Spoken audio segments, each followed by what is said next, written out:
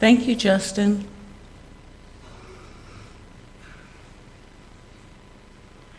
Good morning. It's nice to see so many of you here. I'm Diane Langland and am serving as worship associate this morning alongside our guest speaker. And our minister, Reverend Diana McLean, will be back with us October 29th. She is still testing positive and unfortunately didn't get to make her vacation to Mexico, so we'll hold her in our hearts until we can be together again.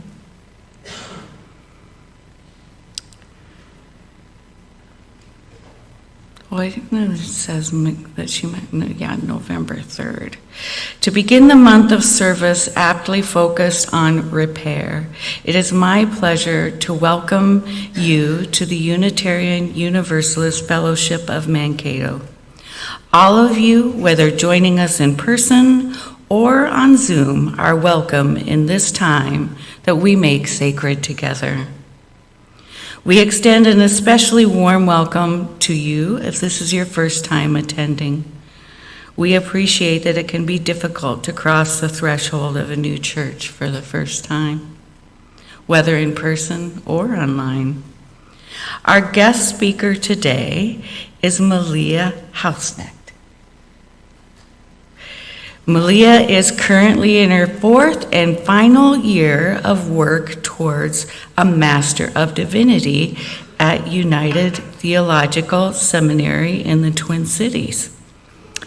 And in fact, she was on the same trip with other ministers like Diana, who all got COVID, and we're happy that she's here with us today. When that happened, it boggled my mind to think of how many people were affected by all these ministers on a retreat getting COVID. She's a lifelong UU. Before seminary, she spent more than 2 decades organizing and engaging stakeholders in environmental policy development and implementation. She holds a master's degree in environmental management from the Yale School of the Environment and was part of the 2019-20 cohort of the Humphrey Policy Fellows. Malia served as a trustee for Unitarian Universalists for Social Justice and on the board of directors for Minnesota UU Social Justice Alliance, and is an active member of the First Universalist Church of Minneapolis. Sunday morning is a team effort, and we're grateful for all of those that help make it happen. If you're attending by Zoom today, you are welcome to stay after the service to visit together. And for those attending in person, we have refreshments in the fellowship hall afterwards. And I must put a shout out to please step up and volunteer to do our luncheons. We've had lovely people doing it over and over and over and over for us and I know we all really appreciate that time together. So please consider volunteering and putting on the after coffee refreshments. We acknowledge that our fellowship meets on the traditional homelands of the Dakota peoples in continuing to understand our shared history, accepting responsibility for reparations, and building relationships in the here and now. We want to go beyond land acknowledgement as we seek to be good relatives.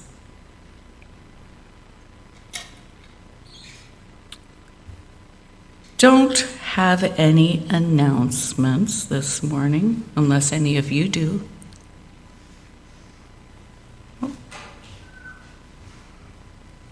Come, let us worship together.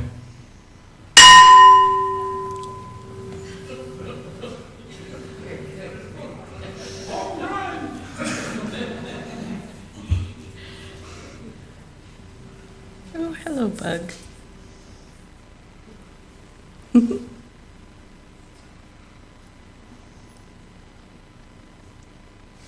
I told her to hit it really hard.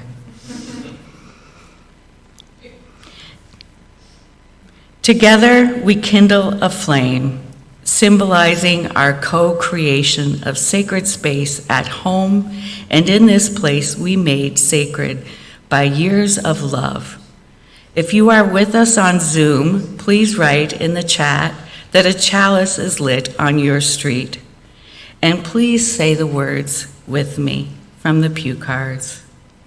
We are a welcoming people of diverse beliefs who commit to nourish the spirit, broaden the mind, nurture the earth, and build community.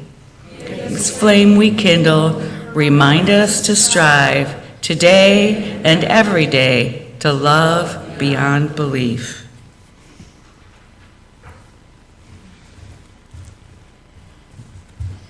Good morning.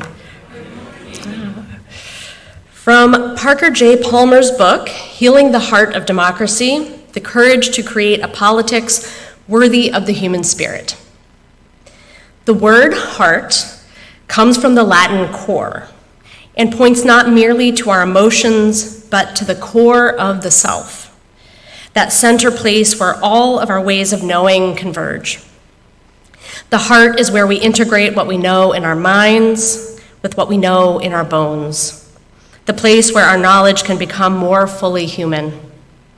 Cor is also the Latin root from which we get the word courage. When all that we understand of self and world comes together in the center place called the heart, we are more likely to find the courage to act humanely on what we know. There are some human experiences that only the heart can comprehend and only heart talk can convey.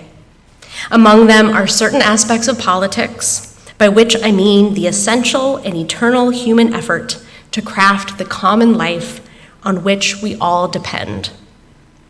When all of our talk about politics is either technical or strategic, to say nothing of partisan and polarizing, we loosen or sever the human connections on which empathy, accountability, and democracy itself depend.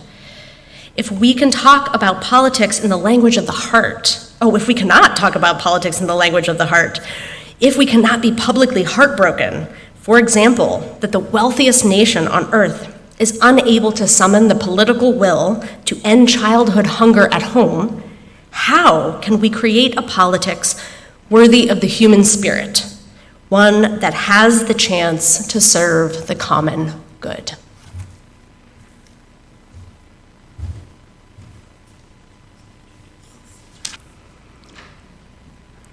Our reading today is from Terry Tempest Williams' 2003 essay, Engagement. It is easy to believe we, the people, have no say. It is easy to believe that the American will is only focused on how to get rich, how to be entertained, and how to distract itself from the hard choices we have before us as a nation. I refuse to believe this. The only space I see truly capable of being closed is not in the land or our civil liberties, but our own hearts. The human heart is the first home of democracy. It is where we embrace our questions. Can we be equitable? Can we be generous? Can we listen with our whole beings, not just our minds, and offer our attention rather than our opinions? And do we have enough resolve in our hearts to act courageously, relentlessly, without giving up, ever trusting our fellow citizens to join with us in our determined pursuit of living democracy. The heart is the house of empathy whose doors opens when we receive the pain of others. This is where bravery lies and lives, where we find our mettle to give and receive, to love and be loved, to stand in the center of uncertainty with strength, not fear, understanding this is all there is. The heart is a path to wisdom because it dares to be vulnerable in the presence of power. The heart embodies faith because it leads us to charity. It is the muscle behind hope that brings confidence to those who despair. Democracy depends on engagement, a first-hand accounting of what one sees, what one feels, and what one thinks, followed by the artful practice of expressing the truth of our times through our own talents and gifts and vocations. Question, stand, speak, act. We have a history of bravery in this nation, and we must call it forward now. Our future is guaranteed only by the degree of our personal involvement and commitment to inclusive justice. In the open space of democracy, we engage the qualities of inquiry, intuition, and love as we become dynamic citizenry, unafraid to exercise our shared knowledge and power. We can dissent. We can vote. We can step forward in times of terror with confounding calm that will shatter fear and complacency. We are in need of a reflective activism born out of humility, not arrogance. Reflection with deep time spent in the consideration of others opens the door to becoming a compassionate participant in the world.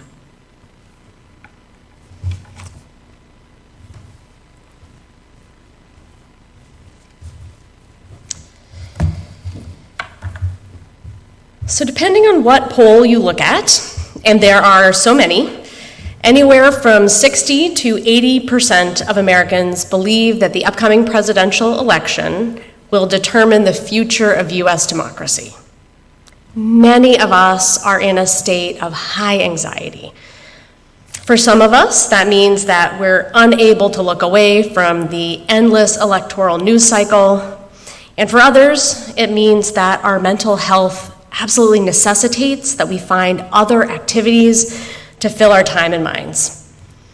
And there's no shortage of sources that we can turn to for that either.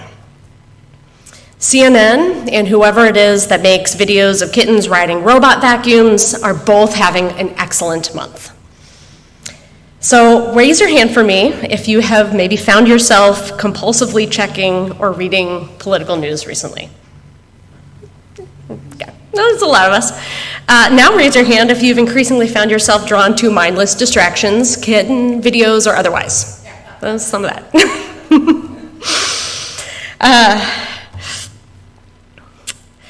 Those are both very adaptive and natural responses to our current situation.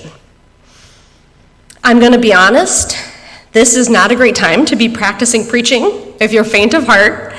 And if I could do it again, I might let someone else wrestle for hours in search of the right words of comfort to deliver from this pulpit this week. But then again, I'm not so sure that right now is the time for comfort, at least not the easy kind where I try to tell you that everything is going to be okay. Being myself a bit more of the doom-scrolling persuasion, I've been working to listen past the noise of the news and the polls and even the hundreds of requests I'm getting every day right now for time and money to support candidates and causes.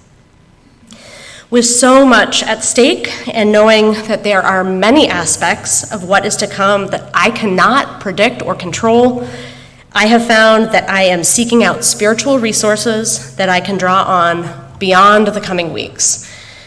I have to figure out how to be in it for the long haul, because I know that the work of true democracy, the kind that I think we believe in as UUs, was not yet done in 2008 when we elected our first Black president, was not yet done in 2016 when the racism and misogyny that has always been a part of our national heritage came blazing into view, and it wasn't yet done in 2020 when we fell into a dystopian set of alternate realities and competing truths during a global pandemic and national reckoning over state violence against Black bodies.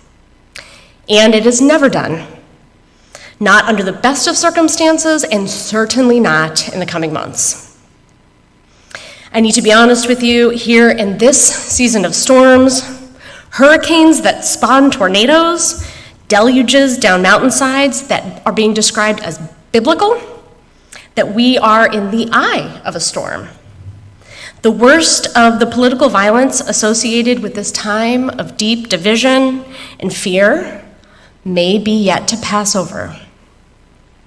Now is the time to know where the roots are that we can trust, the branches that we are willing to climb into, the people that we can cling to as if our hearts, and in some cases our bodies, depend on it, because they will. They do. The thing we fear is so much bigger than whether we will like whoever wins an election, or even the policies that we will have to fight for or against in the next of what we've counted on as an endless succession of legislative cycles. What's at stake is also, for many of us, the very question of whether we can love our neighbor on the other side of all this. Will we lose our faith, which tells us that people are all made from sparks of the divine and inherently capable of good, that love is the ultimate force, is God, that we can build a beloved community and experience heaven here in this life? Will we lose our faith? I figure that's a good time to listen for answers to the deeper question of what makes democracy a spiritual imperative that I'm committed to even in the seemingly weakest, ugliest moments. What makes me believe that democracy is not only possible, but necessary as a matter of a faith that cannot be shaken. In his 2011 book, Healing the Heart of Democracy, educator and activist Parker Palmer wrote that, quote, "The human heart, this vital core of the human self, holds the power to destroy democracy or to make it whole." He identifies 5 habits of the heart that will be crucial to sustaining, and I would add reviving and completing democracy. First, we must understand that we are all in this together. Second, we must develop an appreciation for the value of otherness. Third, we must cultivate the ability to hold tension in life-giving ways. Fourth, we must generate a sense of personal voice and agency. And fifth, we must strengthen our capacity to create community. These habits of the heart are notably not about elections or even primarily about political engagement. They are spiritual capacities related to how we show up to and with one another. And they are the capacities that one would develop if they took to heart the ways of being that the values of justice, equity, transformation, pluralism, interdependence, and generosity call us to. The idea that all people should have a say in the decisions that impact them is a core theological commitment of Unitarian Universalism, so much so that we have codified this commitment in our covenants to one another for more than 60 years. But we don't always stop to remember why our core beliefs call us to work tirelessly and even risk our comfort and safety for a particular form of government. As Unitarian Universalists, we come together around the shared belief that every person is inherently worthy and has the right to flourish with dignity, love, and compassion. We proclaim that justice is manifested in the recognition of what Reverend Dr. Martin Luther King Jr. called respect for the dignity and worth of all human personality. Unitarian Universalism teaches us that human equality is a necessary and natural outcome of humanity's shared divinity, and that equality becomes justice when we build our communities and our society around the central principle of love and the idea that every person matters.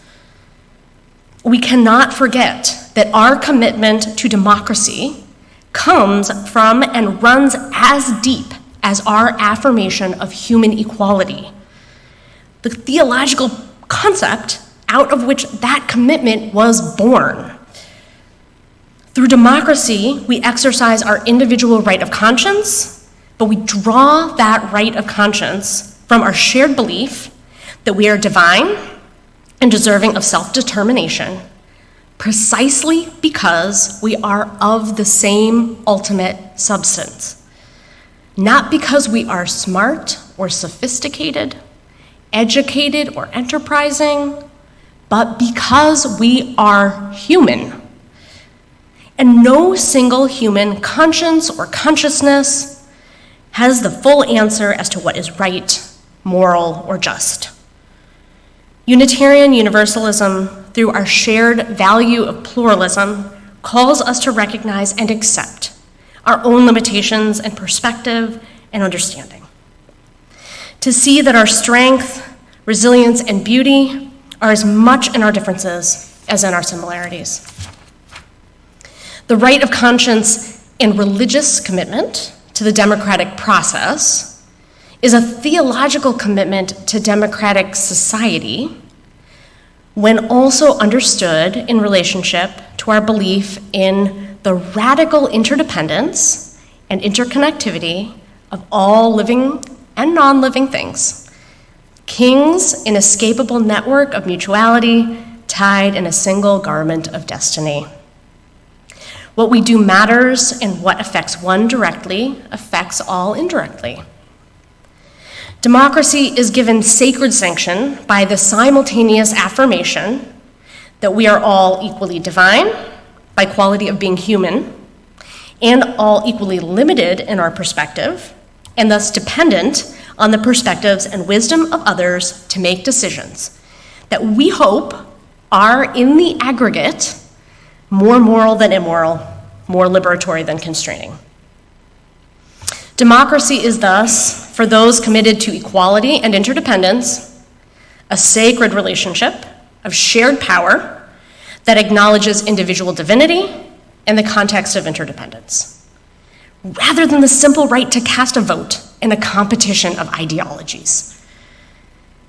The spirit-filled and liberatory future we long for is not yet the one in which we live, but we can and must still make the choice every single day to act on our values in ways that make democracy viable and meaningful, fair and accessible, equitable and just.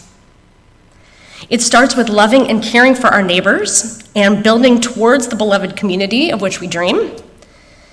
This is what Terry Tempest Williams means when she says that, quote, "the human heart is the first home of democracy.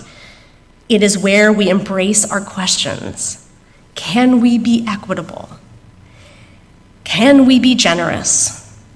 Can we listen with our whole beings, not just our minds, and offer our attention rather than our opinions?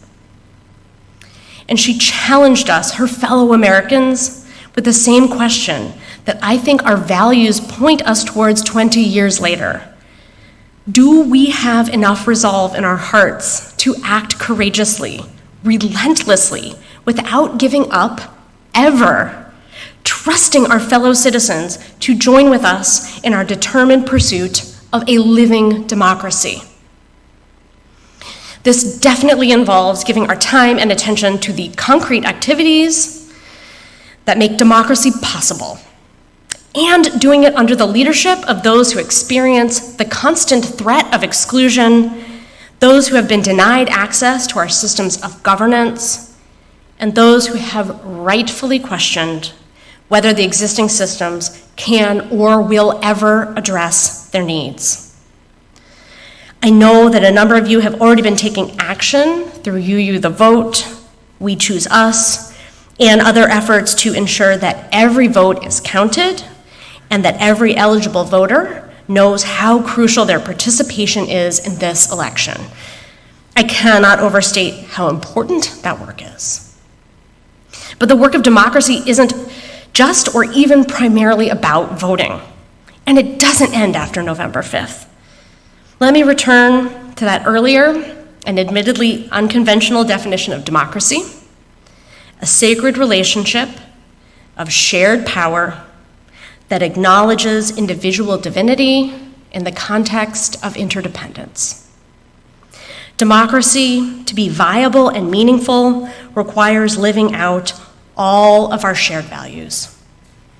It requires approaching one another with humility and recognizing that we each see and hold only a piece of the bigger picture, which is pluralism, and being prepared to be transformed by someone else's perspective about what we need to do in order to be the people we want to be. That's transformation. The true and ongoing work of democracy will be finding ways to work more effectively across difference, to resist the temptation to evaluate the worthiness of another human being, even when they see things very differently, to not let our ability to witness and know divine love's presence in us all be obscured by our own biases. Its antidote is to recognize what is shared, and from that place of common humanity, grapple with real differences in needs and interests. Democracy is served by our holding fast to our commitment to each person's inherent right to define what freedom, love, and kindness look like based on their own experience, and each person's right to access freedom, love, and kindness as long as it does not infringe on anyone else's ability to do the same. On Election Day, we will cast ballots, the simplest and perhaps least satisfying, but still essential act of democracy, which will in turn have profound implications for what all of those other acts look like, who gets to participate, and the size and spectrum of the vistas into which we cast our dreams. And then, if we truly believe in our hearts that we are born equals, that we are interdependent and thus responsible for each other, and that love is the binding force that makes a world where we can all thrive possible, then we must commit ourselves to continuing the cultivation of the habits of the heart that might yet bring true democracy into view. I will leave you with the reminder that this is not easy, and it will likely get harder. The other side of the storm is still approaching. Now is the time to find our deepest roots, along with the grandest visions that they can yet uphold. Unitarian theological teacher and leader James Luther Adams taught that when you find out what someone values the most, the thing to which they will commit their lives, you will have found the object of their faith. May democracy, that sacred relationship of shared power that acknowledges individual divinity in the context of interdependence, remain an object of ours. May it be so, and amen. And now please rise in body or spirit to join in singing hymn number 1028, The Fire of Commitment, which I promise will be much simpler than the last one.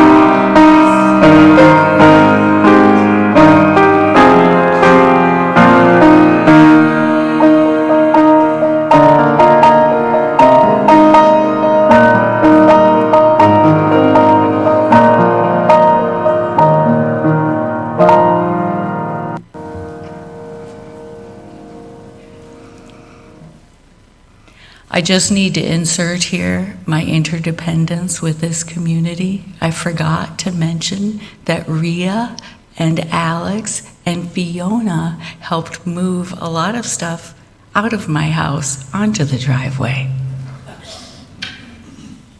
Thank you to you, this community. As Malia extinguishes the sanctuary chalice, please extinguish your chalice at home and say these words in unison. We extinguish this flame, but not the light of truth, the warmth of community, or the fire of commitment. These we carry in our hearts until we are together again.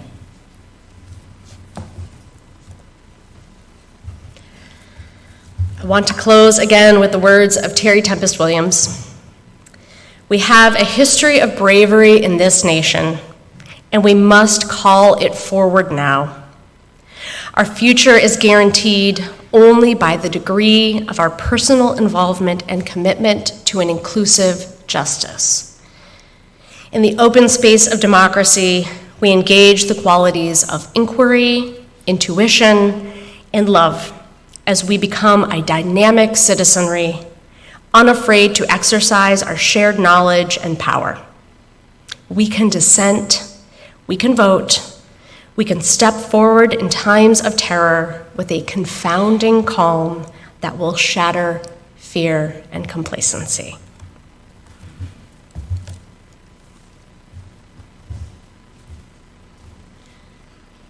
Where's our thing to lay this out?